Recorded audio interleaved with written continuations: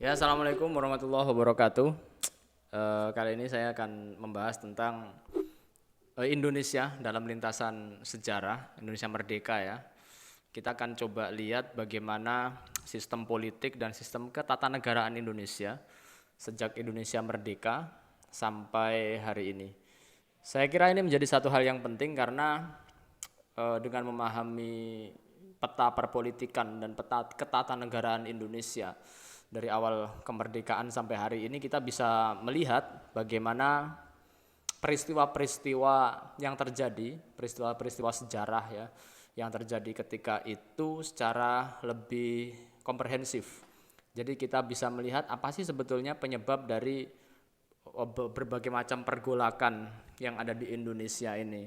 Mulai dari PKI 48, kemudian PRRI Permesta, PKI 65, DITII dan sebagainya dan sebagainya. Maka dari itu kita akan bahas tentang politik dan ketatanegaraan Indonesia sejak tahun 45.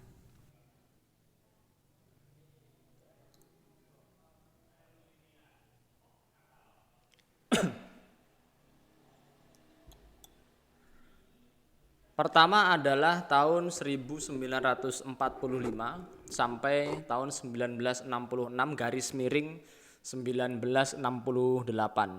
Ini adalah periode Orde Lama. Selanjutnya 1966 sampai 1998 ini adalah periode periode Orde Baru, dan kemudian 98 sampai hari ini adalah periode reformasi.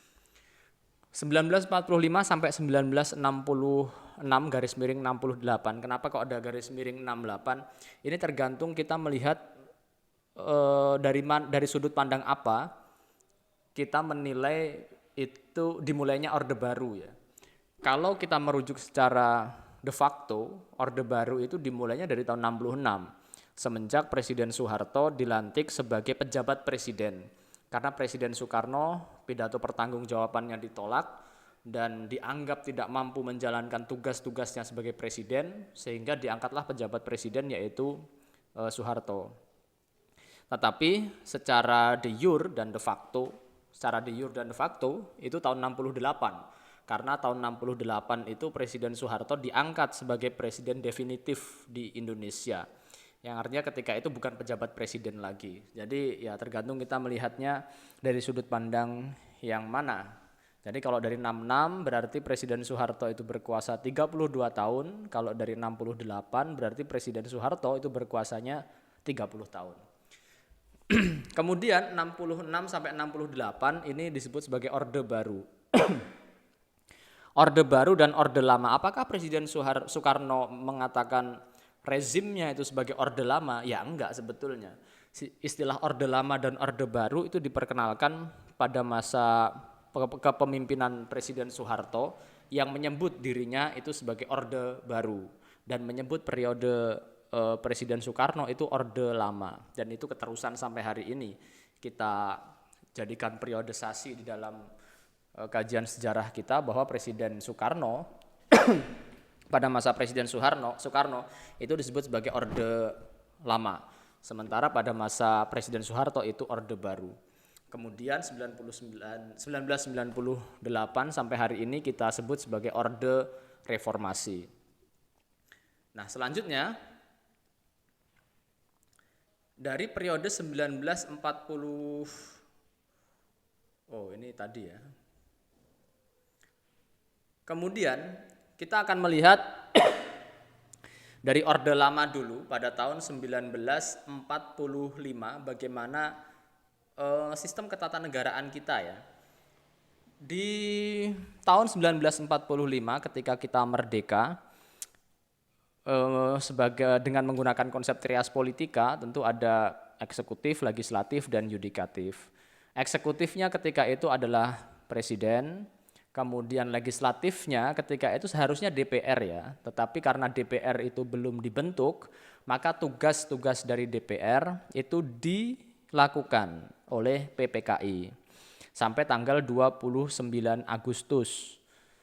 Kemudian PPKI ini juga melaksanakan tugas-tugas dari MPR yang ada di dalam konstitusi kita, yang ada dalam undang-undang dasar kita, karena ketika itu MPR belum dibentuk. Sehingga tugas MPR dan DPR itu ada di tangan PPKI.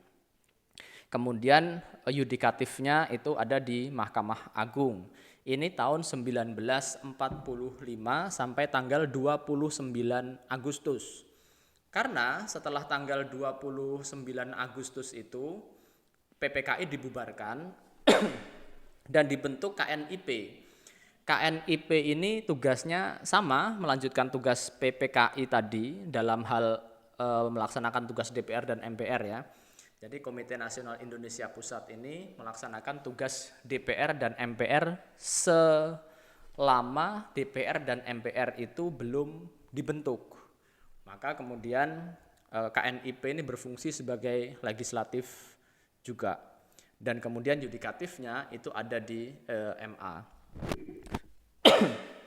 Jadi perbedaannya antara tahun sebelum tanggal 29 Agustus dan setelah tanggal 29 Agustus itu DPR MPR-nya diperankan oleh KNIP dan juga PPKI sebelum 29 Agustus tadi. Ini sampai tahun 1949 berlaku seperti ini. Tahun 49 itu adalah terjadinya konferensi meja bundar di Den Haag, yang mana ketika itu kita sepakati bahwa bentuk dari negara kita itu tidak lagi kesatuan tetapi bentuknya federal, sehingga menjadi Republik Indonesia Serikat yang mengubah juga sistem ketatanegaraan kita pada waktu itu. Kemudian tahun 45 sampai 49 ini juga ada DPA ya, Dewan Pertimbangan Agung. Dewan Pertimbangan Agung ini ya kalau secara struktural ada di atas dari presiden.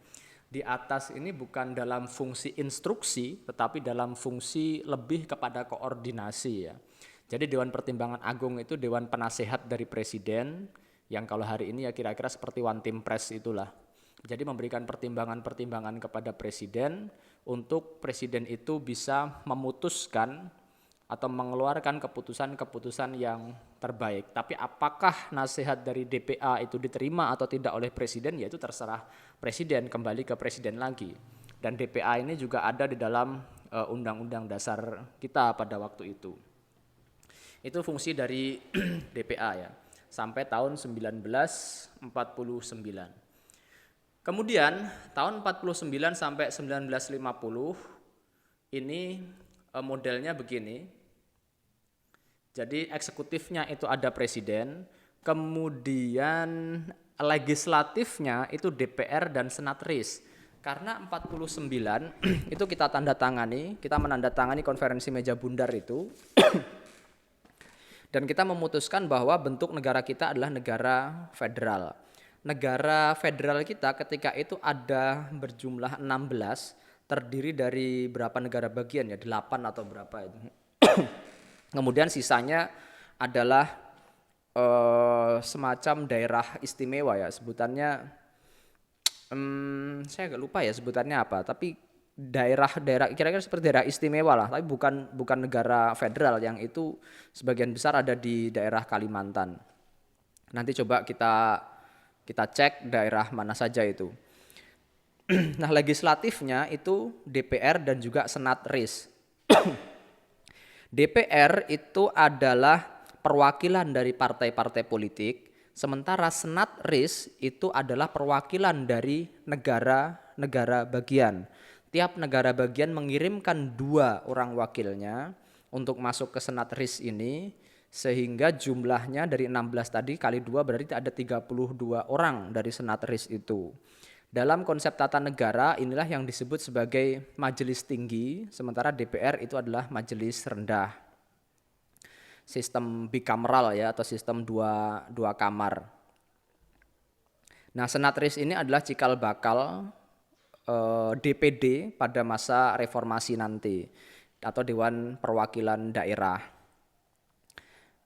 Kemudian di yudikatifnya itu ada MA, ada Mahkamah Agung. Dalam sistem federal RIS Republik Indonesia Serikat, kita tidak mengenal MPR ketika itu. tidak ada MPR dalam sistem ketatanegaraan kita.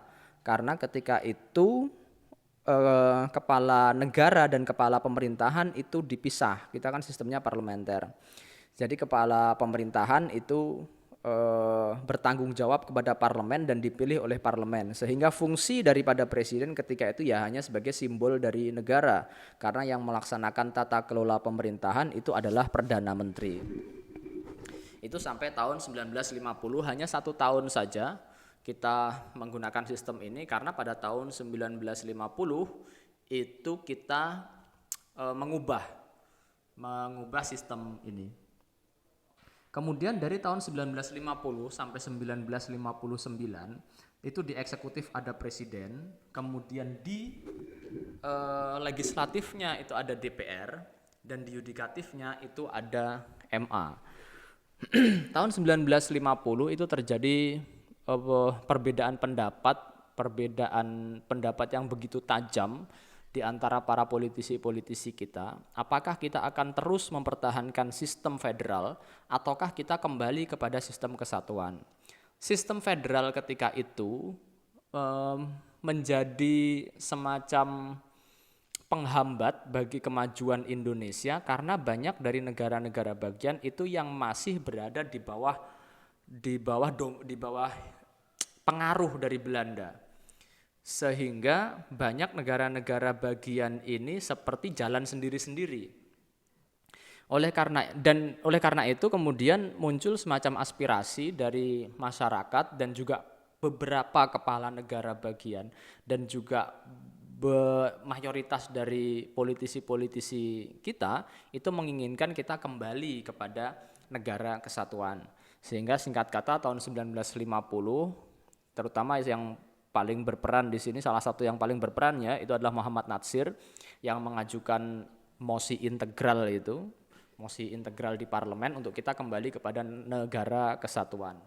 Sehingga singkat kata kemudian kita mengubah sistem ketatanegaraan kita, Senat RIS dibubarkan karena konsep negara federal itu kita bubarkan. Model negara federal kita ganti kepada negara kesatuan. Konsekuensinya adalah Senat RIS itu juga ikut dihapuskan. Tidak ada lagi Senat RIS. Jadi kita ada presiden sebagai eksekutif, DPR sebagai legislatif, dan Mahkamah Agung sebagai pihak yudikatif. Kemudian tahun 59 sampai 67. Tahun 59 ini Tahun 59 ini muncul dekret presiden dekret presiden Soekarno tahun 59, di mana beberapa poin dari dekret presiden itu adalah membubarkan DPR hasil pemilihan umum 55, kemudian membentuk MPRS yang sampai tahun 59 MPR itu belum terbentuk, padahal itu ada dalam konstitusi kita dalam UUD 1945. Maka dari itu dibentuklah MPRS, dibentuk juga DPAS. DPR-nya itu dalam perjalanannya kemudian dibubarkan dan diganti DPR GR. 59 itu poinnya adalah kembali ke UUD 1945. Jadi sebelum 59, tahun 50 sampai 59 itu konstitusi kita menggunakan konstitusi UUDS 1950 atau Undang-Undang Dasar Sementara 1950. Kenapa kok sementara, nanti kita bahas setelah ini ya. Kemudian harapannya itu tahun 1955 itu kan diadakan pemilihan umum yang memilih dua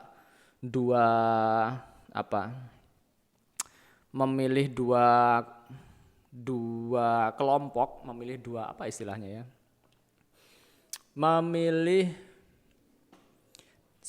kelompok lah ya. Satu memilih DPR dan kemudian memilih anggota Dewan Konstituante. DPR ya sudah bagian legislatif, kemudian Dewan Konstituante itu ditugaskan untuk merumuskan undang-undang dasar yang baru. Kenapa kok nggak pakai UUD 1945? Karena UUD 1945 itu masih sangat-sangat dasar dan banyak bolongnya. Banyak di situ celah-celah yang memberikan kewenangan kepada presiden itu untuk berkuasa secara otoriter gitu. Tidak membawa Indonesia kepada alam demokrasi yang lebih baik. Maka dari itu disusunlah Dewan Konstituante supaya kita membuat undang-undang dasar yang canggih, yang bisa digunakan dalam jangka waktu yang panjang. Tetapi ternyata program itu gagal dan terjadi banyak kekacauan politik. Maka kemudian Presiden Soekarno mengeluarkan Dekret Presiden 59 yang isinya itu tadi membubarkan Dewan Konstituante, membentuk MPRS, membentuk DPAS. MPR sementara dan DPA sementara. Dan ketika itulah Indonesia memasuki masa-masa yang sentralistik ya, pemerintahan yang sentralistik karena semuanya dikendalikan oleh Presiden Soekarno. Ini adalah periode demokrasi terpimpin. Nah, sistem ketatanegaraan kita sampai tahun 67 ada presiden, kemudian DPR GR gotong royong yang isinya itu adalah diisi oleh orang-orangnya Presiden Soekarno ketika itu. Jadi DPR hasil pemilu 55 itu dibubarkan dan kemudian diganti dengan DPR GR, DPR gotong royong. Mahkamah Agung dan di atasnya itu ada MPRS. MPRS ini adalah anggota dari DPR dan juga perwakilan-perwakilan daerah. Yang mana ketika itu DPR-nya itu adalah orang-orang yang ditunjuk oleh Presiden Soekarno sehingga mayoritas anggota MPR ya orang-orangnya Bung Karno juga gitu. Kemudian ada DPAS, Dewan Pertimbangan Agung Sementara, yang fungsinya memberikan nasihat kepada presiden, tetapi diketuai oleh presiden itu sendiri. Jadi nyaris tahun 59 sampai 67 Soekarno itu tampil sebagai presiden yang tidak bisa dikontrol ya, karena DPR-nya itu ada di bawah dominasi dari Soekarno, MPR pun demikian, DPA-nya pun demikian gitu.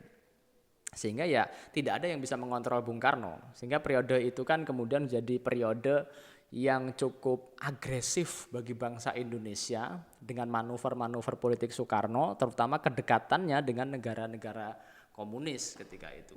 Ya Cina, ya Uni Soviet. Gitu. Nah kemudian, kalau MPRS ke Presiden, DPR MA ini adalah atasannya, sementara kalau DPAS ke Presiden itu fungsinya koordinasi.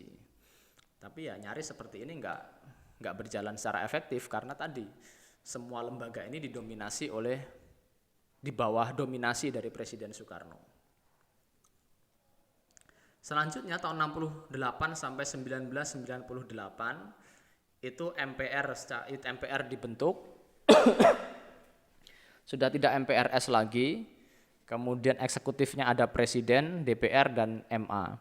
MPR itu dibentuk buat apa toh? MPR itu kalau dalam UUD 1945 itu adalah lembaga tertinggi negara. MPR itu dianggap sebagai penjelmaan dari rakyat Indonesia. Jadi di sana ada anggota DPR, kemudian ada perwakilan dari tiap daerah, kemudian ada juga perwakilan dari tiap golongan, ya golongan pemuda, golongan apa begitu. Itu ngumpul di MPR. Secara filosofis MPR ini adalah yaitu tadi penjelmaan rakyat Indonesia yang harapannya perwakilan dari berbagai macam daerah dan berbagai macam golongan itu bermusyawarah di MPR itu. Bermusyawarah menentukan siapa presidennya, kemudian bagaimana arah kebijakan yang harus dijalankan oleh presiden, kemudian juga bisa merumuskan GBHN, garis besar haluan negara. Jadi garis besar haluan negara itu adalah pakem atau patokan-patokan yang harus dijalankan oleh presiden selama kurun waktu tertentu. Kalau hari ini kan tidak ada GBHN ya, jadi praktis presiden itu menjalankan pemerintahannya sesuai dengan visi misi yang dia sampaikan waktu kampanye. Patokannya kan itu. Tetapi kalau pada masa yang lalu, pada Orde Baru itu presiden ini patokannya GBHN itu tadi. Kemudian MPR juga bisa mengeluarkan TAP MPR, ketetapan MPR. Ketetapan MPR itu kedudukannya dalam hierarki hukum kita itu ada satu tingkat di bawah Undang-Undang Dasar 1945. Jadi UUD 1945 bawahnya TAP MPR, baru di bawahnya adalah undang-undang yang dirumuskan oleh anggota legislatif di DPR. Baru di bawahnya ada keputusan presiden, keputusan menteri dan seterusnya. Ini tahun 68 sampai 98 MPR sebagai lembaga tertinggi negara. Jadi presiden itu adalah mandataris MPR. Karena presiden ketika itu ditunjuk oleh MPR melalui musyawarah di MPR, yang pada praktiknya musyawarah itu sebetulnya tidak pernah terjadi karena yang terjadi di sana adalah voting. Kemudian DPA masih sama ya, fungsinya sebagai penasihat dari presiden. Selanjutnya, ini tahun 98 sampai sekarang itu secara struktur hampir sama saja ya. Ada MPR, ada presiden, DPR, MA, tapi ada satu lembaga baru yaitu DPD. Nah, ini DPD ini adalah kelanjutan dari senateris tadi yang tahun 49 tadi. Jadi pada tahun 98 sampai sekarang MPR itu sudah bukan lagi lembaga tertinggi negara. Jadi MPR itu sebenarnya nggak persis tahun 98 ya, tapi kita anggap 98 karena periode reformasi lah. Officially itu MPR itu tidak menjadi lembaga tertinggi negara ya tahun berapa ya, 2002 atau 2003 begitu. Nanti coba di cross check lagi, di mana MPR ketika itu mempreteli kewenangannya sendiri. Jadi MPR ketika itu melakukan beberapa kali sidang istimewa, melakukan beberapa kali amandemen Undang-Undang Dasar, perubahan Undang-Undang Dasar 1945 direvisi, yang mana poin revisinya itu sepertinya lebih banyak daripada poin aslinya gitu. Dan kemudian beberapa hal krusial yang diubah itu adalah MPR tidak lagi berfungsi sebagai lembaga yang memilih presiden, karena presiden itu dipilih oleh rakyat secara langsung melalui coblosan itu. Kemudian MPR tidak lagi bisa merumuskan GBHN. Maka apa patokan presiden untuk melaksanakan pemerintahannya? Ya seperti yang saya sampaikan tadi, visi misi ketika kampanye. Kemudian MPR juga tidak bisa lagi mengeluarkan TAP MPR. Lah, kemudian bagaimana status TAP yang sudah terlanjur dikeluarkan? Dalam hierarki hukum di Indonesia, TAP MPR itu sampai sekarang masih diakui ya. Masih diakui, tetapi sejak tahun 2002 atau 2003 itu MPR sudah tidak bisa lagi mengeluarkan TAP. Lah terus fungsinya MPR itu sekarang apa? Fungsinya ya mohon maaf seperti tidak ada fungsinya. Hanya melantik presiden dan juga memakzulkan presiden, menurunkan presiden ketika presiden dianggap melakukan perbuatan tercela. Nah ini dan impeachment seorang presiden itu prosesnya panjang ya, prosesnya tidak semata-mata enggak dianggap berbuat tercela langsung diturunkan, tidak, itu panjang ceritanya. Maka MPR ya di era reformasi ini seperti tidak ada fungsinya, mohon maaf ya, karena tidak jelas fungsi dari MPR ini. Maka hari ini kan muncul wacana supaya supaya ada amandemen Undang-Undang Dasar 1945 yang memperjelas kewenangan dari MPR itu disuruh ngapain gitu. Kalau dulu MPR sebelum reformasi anggotanya ada anggota DPR, kemudian perwakilan dari daerah-daerah, utusan daerah, kemudian ada utusan golongan. Maka di era reformasi ini anggota MPR itu hanyalah dari anggota DPR dan anggota DPD. Nah, DPD ini adalah lembaga baru di era reformasi, kelanjutan dari Senatris tahun 49 tadi. Jadi DPD ini kalau dalam sistem ketatanegaraan itu kan disebut sebagai majelis tinggi, DPR itu sebagai majelis rendah. Kenapa disebut seperti itu? Karena DPR itu adalah perwakilan partai politik.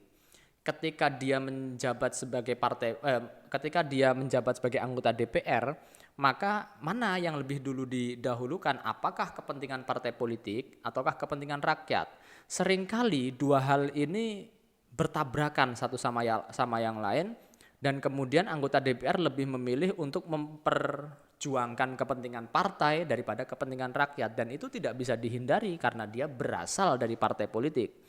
Maka dari itu untuk mengimbangi hal tersebut, dibentuklah DPD. DPD ini bukan dari partai politik. DPD ini dipilih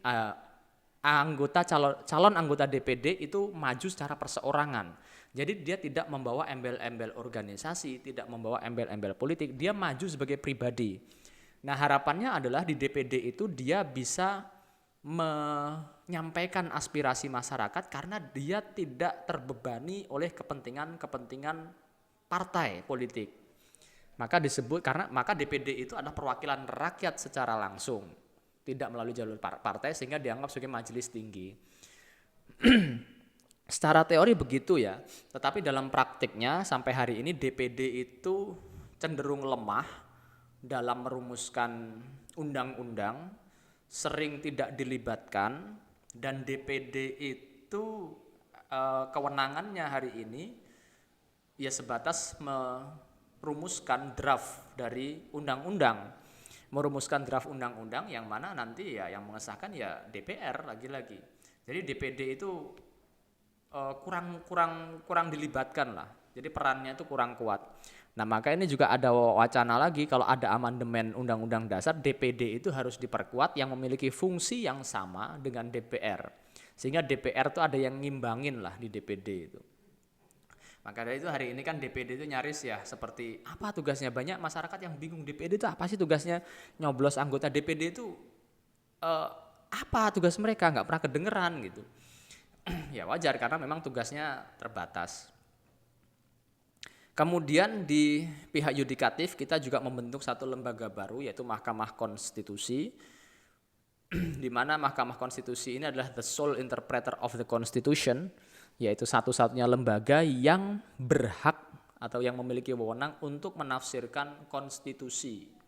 Jadi kalau dulu konstitusi itu siapa yang menafsirkan? Ya yang menafsirkan presiden sendiri, suka-suka presiden menafsirkannya bagaimana.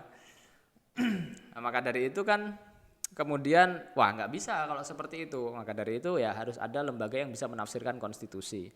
Nah, peran MK hari ini adalah menafsirkan konstitusi kalau ada yang uji materi gitu ya. Apabila ada undang-undang yang dianggap, undang-undang yang lahir dari DPR yang dianggap itu melanggar konstitusi, maka pihak yang terkait atau pihak yang memiliki legal standing itu bisa mengajukan kepada MK.